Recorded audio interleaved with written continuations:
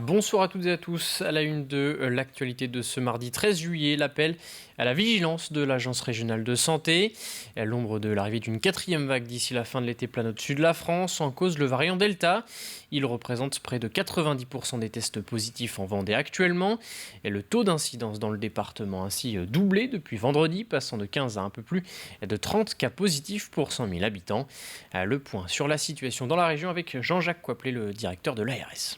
Et un R effectif, et vous savez maintenant les interpréter, qui est assez impressionnant dans son augmentation, puisqu'il est à 1,79 en Pays de Loire versus 1,55 au niveau national. Donc ça veut dire qu'effectivement nous avons et nous assistons à une circulation virale extrêmement rapide due à ce variant dont nous savons désormais qu'il a un niveau de transmissibilité qui est 60% plus important que la mutation alpha, c'est-à-dire le virus originel que nous connaissions. Et à noter que 2 dépistages seront organisés au Sables-d'Olonne ce jeudi et à Talmont-Saint-Hilaire ce samedi. Dans les 2 communes, le taux d'incidence est supérieur à 80 cas pour 100 000 habitants. Un rebond de l'épidémie et une présence de plus en plus accrue du variant Delta qui ont poussé le président de la République à s'adresser de nouveau aux Français hier soir. Le chef de l'État a ainsi insisté sur l'importance de la vaccination et a confirmé l'obligation vaccinale pour les soignants et les aidants. Le pass sanitaire sera par ailleurs étendu aux bars, cafés et restaurants, trains ou encore aux centres commerciaux. Le gouvernement a précisé qu'il y aurait de la souplesse pour les 12-18 ans. Ce pass sanitaire sera également demandé à l'entrée des lieux de loisirs et de culture, rassemblant plus de 50 personnes dès le 21 juillet. Des annonces qui interviennent seulement 2 semaines après la levée des dernières restrictions sanitaires et alors que la vie semblait revenir à la normale pour profiter des vacances d'été. Alors que pensent les Vendéens de ces mesures? Réponse sur le marché de Brême-sur-Mer ce matin, Marie-Aimée Copleutre. Ce matin, au marché de Brême-sur-Mer, les avis sont plutôt mitigés. C'est très bien, ces mesures sont très bien, parce que je crois qu'il y a un peu trop de laisser-aller. Bon, on s'y attendait un petit peu. Après, effectivement, moi je suis soignante, donc je suis toujours pas vaccinée, donc je vais devoir me faire vacciner. Mais bon, je trouve ça logique et totalement normal à ce stade-là. Ouais. Tant que c'était pas obligatoire, c'était mon souhait de ne pas me faire vacciner tout de suite. Ouais. Je suis totalement pour. Moi, je suis vacciné 2 fois. C'est prendre moins de risques pour l'ensemble de la population. Je comprends qu'il y ait des gens qui ne souhaitent pas se faire vacciner, parce que moi je ne souhaite pas particulièrement non plus. Et puis le fait qu'ils disent qu'il n'interdit pas et au final là, il réduit pour tous ceux qui ne sont pas vaccinés en interdisant d'aller au cinéma, tout ça si on n'est pas vacciné, oui je trouve que c'est pas normal. Certains touristes actuellement en Vendée espèrent pouvoir se faire vacciner pendant leurs vacances dans le département. Pour Jérémy Leclerc, le gérant du bar Le Corail, la vaccination le rassure en cette période très touristique. Si c'est pour éviter que nous on soit refermés à l'automne comme tous les ans, il va falloir qu'on passe par toutes les mesures sanitaires nécessaires, puis c'est tout, on va s'adapter à la chose.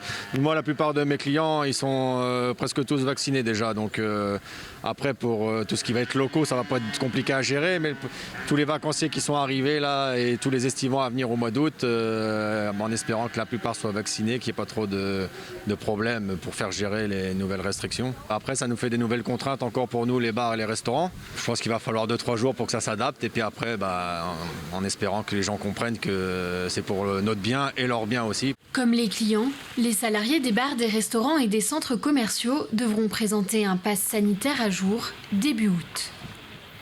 Des gérants de bars et de restaurants qui devront donc une nouvelle fois s'adapter aux mesures prises par le gouvernement. À partir de début août, seules les personnes munies d'un pass sanitaire pourront être servies. Ils devront ainsi s'assurer de la présentation d'un test PCR négatif ou d'une preuve d'une vaccination complète. Au lendemain de ces annonces, les professionnels s'inquiètent d'une baisse de leur activité. Écoutez la réaction de Tarek Tarouche, le président départemental de l'Union des métiers de l'hôtellerie. C'est vraiment la douche froide. Là, aujourd'hui, on commence à sortir un petit peu de ce qui s'est passé avant, le confinement, les fermetures. On commence à entrevoir un petit peu la lumière et voilà, on arrive, on nous fout le pass. C'est un petit peu compliqué. Je trouve que l'État n'a pas pris vraiment ses responsabilités en obligeant les gens à se faire vacciner et le remettre sur les commerces comme les nôtres. Et à noter qu'une réunion s'est tenue cet après-midi entre les représentants de l'hôtellerie-restauration et le ministre délégué au PME. La demande de report du pass sanitaire à septembre a été refusée par le gouvernement. Et conséquence de cette allocution présidentielle, le site Doctolib a été pris d'assaut hier soir. Près d'1 million de personnes ont pris rendez-vous sur la plateforme pour se faire vacciner. 65% d'entre elles ont moins de 35 ans. Et en Vendée, 60% de la population a reçu au moins une dose. Près de 45% est complètement vacciné. Le département possède justement l'une des meilleures couvertures vaccinales dans la région. Pierre Dalicieux s'est justement rendu dans un centre de vaccination à La Roche-sur-Yon. Plusieurs dizaines de Vendéens ont tenté de se présenter sans rendez-vous dès ce matin. Écoutez. Il y a eu une réaction du public, du territoire là, par rapport à cette annonce d'hier. Ce qui s'est passé, c'est que beaucoup de personnes sont venues ce matin très tôt en disant « Est-ce que je peux me faire vacciner ?»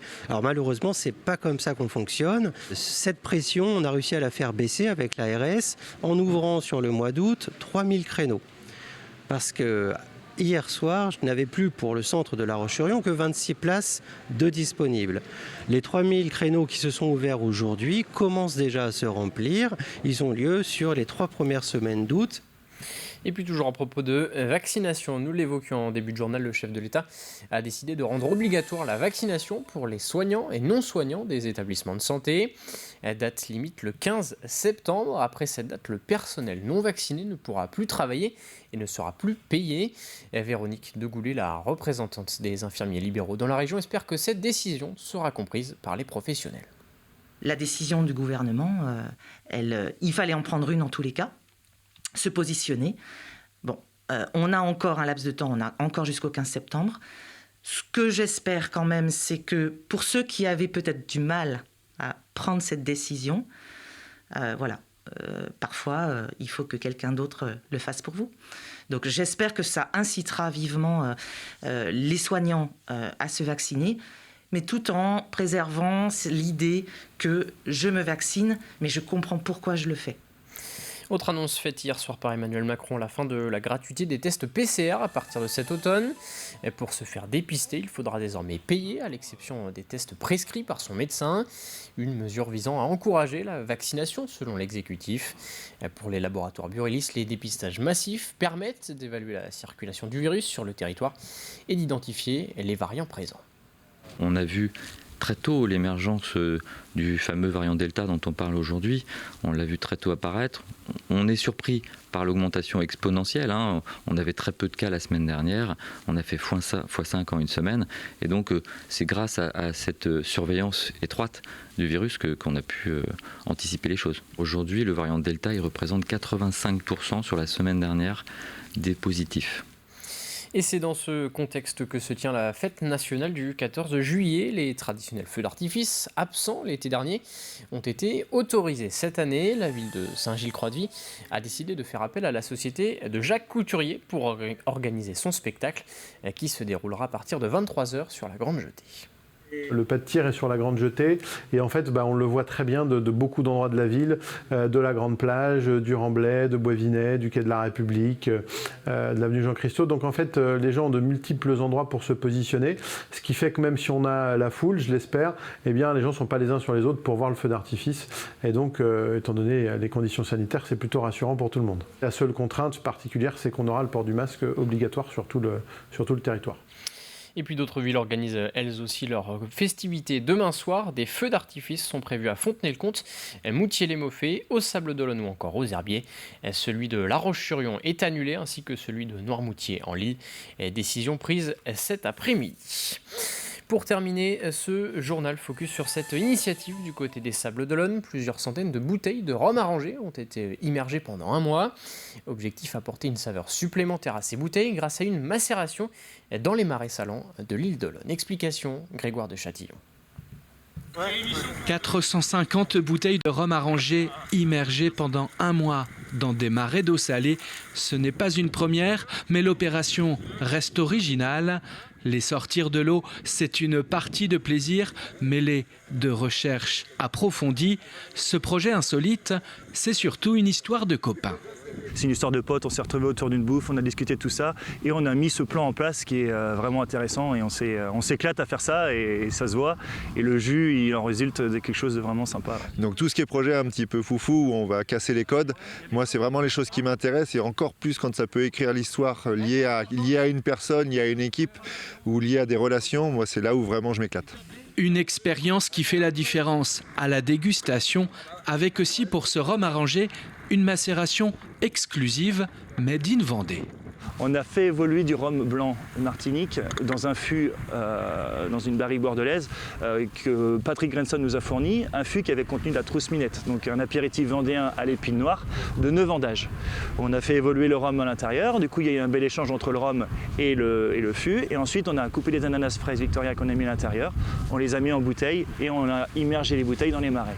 En fait ça va apporter un côté vraiment cuisinier, pâtissier, un petit peu là sur l'ananas, un petit peu l'ananas caramel beurre salé, un ananas rôti. On va vraiment aller toucher cette gourmandise supplémentaire. Merci bien, merci pour cette plongée. Une gourmandise à consommer avec modération pour des bouteilles numérotées sous la marque Holland Bay du V&B d'Olonne. Il y a ce côté confit qui vient vraiment tout tapisser. L'épine ressort à un certain moment de la dégustation et puis le côté un petit peu salin qui vient enrober le tout, et c'est vrai que le tout d'un équilibre. Je pense qu'on est unanime sur le fait que ça soit vraiment chouette. Merci. Ça passe. Souple, doux, bien équilibré avec de la salinité en fin de bouche. La bouteille vous coûtera 39,90 € à découvrir, mais d'abord à déguster exclusivement au V&B des Sables d'Olonne. C'est la fin de cette édition. Merci à tous de l'avoir suivi. Retrouvez juste après ce journal votre rendez-vous sport avec les Vendéens du Tour. Très bonne soirée sur TV Vendée.